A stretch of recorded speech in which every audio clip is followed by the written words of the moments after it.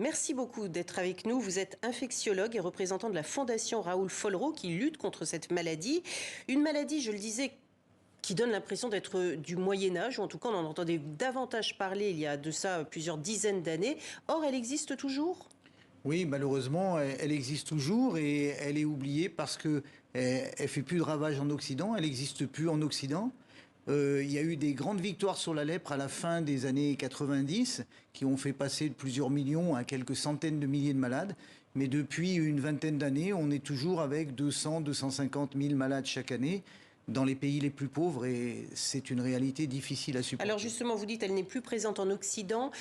Où est-elle encore présente précisément ? Est-ce que c'est essentiellement sur le continent africain ou on la trouve également ailleurs ? Le continent africain va regrouper 15% des cas mondiaux, mais le pays le plus touché, c'est l'Inde, qui regroupe plus de la moitié des cas mondiaux, plus de 100 000 cas.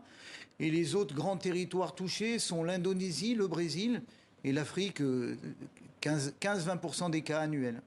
Expliquez-nous comment se transmet cette maladie. Est-ce qu'il y a moyen de s'en protéger de manière efficace ? Alors c'est une maladie infectieuse qui se transmet, si j'ose dire, comme se transmettait le Covid, la tuberculose, maladie transmise par voie respiratoire. La particularité, c'est que la contagiosité est très faible. Et donc, en fin de compte, c'est la promiscuité, c'est le contact très étroit, prolongé avec un malade non traité qui va faire qu'on risque de s'infecter. Donc, c'est pour ça que ça touche souvent des familles, parce que certes, maladie contagieuse, mais peu contagieuse. Donc, il fait son lit dans des populations reculées, qui vivent en promiscuité. Donc, en fait, l'image, toujours de peur, parce que c'est une maladie qui fait peur, qui a toujours fait peur. L'idée de serrer la main à quelqu'un qui souffre de la lèpre, en fait, ça ne procure aucun risque. Non, ça procure aucun risque. C'est une transmission, on va dire, à 99% par voie respiratoire. Et souvent, les souffrances qu'on voit sur les malades qui sont amputés, qui ont des moignons, en fin de compte, c'est des conséquences neurologiques. C'est pas la maladie, c'est pas le bacille qui fait qu'ils ont un moignon, c'est parce que c'est le handicap lié à une atteinte neurologique. Pourquoi ? Parce que l'atteinte neurologique peut avoir un impact directement sur la présence de doigts, de mains ? Oui, parce que l'atteinte neurologique fait que les gens perdent leur sensibilité au niveau des doigts et des mains. Perte de sensibilité, ça veut dire qu'on se brûle, on se blesse et on ne ressent pas la maladie. Donc on favorise des surinfections qui, au bout d'un moment, vont entraîner une atteinte osseuse. En fait, ce qu'on oublie de dire, c'est une maladie qui est perçue comme une maladie cutanée, mais en fait, c'est une maladie neurologique à début cutané, on va dire. Eh ben voilà qui est clair.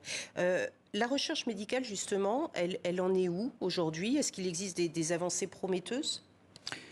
Alors, malheureusement, c'est une maladie qui est peu financée, notamment par les institutions, mais encore moins par les grands laboratoires privés, parce qu'elle ne rapporte pas.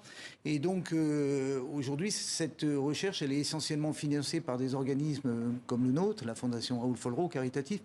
Aujourd'hui, il y a des avancées. On travaille sur un vaccin qui est en train d'être essayé au Brésil. C'est pas pour demain.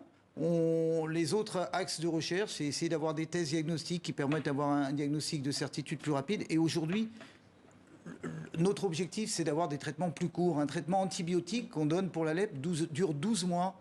Et donc, on voudrait essayer d'avoir des traitements qui vont durer 3-4 mois et ça facilitera beaucoup les choses. Et sans doute que le problème que vous rencontrez aussi, c'est que les malades qui souffrent de la lèpre observent leur traitement, ce qui n'est pas toujours le cas. Et si on ne l'observe pas, il n'y a pas d'avancée. La grosse difficulté, c'est de renforcer l'observance d'un malade qui souvent est un malade reclus, issu des populations les plus pauvres, qui ont un faible accès au système de santé et qui n'ont pas obligatoirement l'éducation nécessaire pour comprendre tout le challenge de prendre un médicament pendant 6 à 12 mois. Est-ce que l'éducation est également réelle chez les médecins ? En gros, est-ce qu'on forme encore les médecins à cette maladie ? Est-ce qu'aujourd'hui, un jeune étudiant en médecine apprend encore ce que c'est que la lèpre ? Alors en France, clairement, je crois qu'on peut répondre que non. Et même dans les pays où nous travaillons, par exemple, nous, la Fondation, nos terrains d'action, c'est essentiellement l'Afrique. On voit que c'est quand même largement oublié, même dans les facultés. Donc nous, on a à charge de parcourir toutes les formations sanitaires avec nos partenaires du ministère de la Santé, mais on fait de la formation sur le terrain. C'est oublié dans les grandes écoles.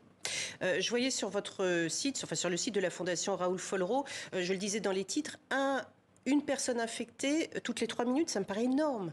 Ben oui, c'est à peu près 250 000 malades dépistés tous les ans. Si on fait le rapport en minutes, ça fait un nouveau malade toutes les 3 minutes. Et ça, c'est la face émergée de l'iceberg. On est sur des populations qui n'ont pas accès au système de santé. Donc on est en sous-dépistage, même si on a énormément progressé. Merci beaucoup Bertrand Cauchois d'être venu nous parler, nous informer donc de cette maladie, la lèpre dont nous célébrons, enfin si on peut dire aujourd'hui les malades, en tout cas sensibiliser, c'est toujours très important de sensibiliser le public, quel qu'il soit, quel que soit le continent sur lequel il vit, que la maladie existe toujours. Alors merci d'être... Oui, merci beaucoup. Donc effectivement, demain, on a des milliers de bénévoles qui vont nous aider à sensibiliser, récolter des fonds, mais surtout sensibiliser, faire un plaidoyer. Ça existe toujours. C'est une réalité pour des populations très isolées. Merci beaucoup, Bertrand Cauchois, d'avoir été avec nous. On part sur tout à fait autre chose à présent.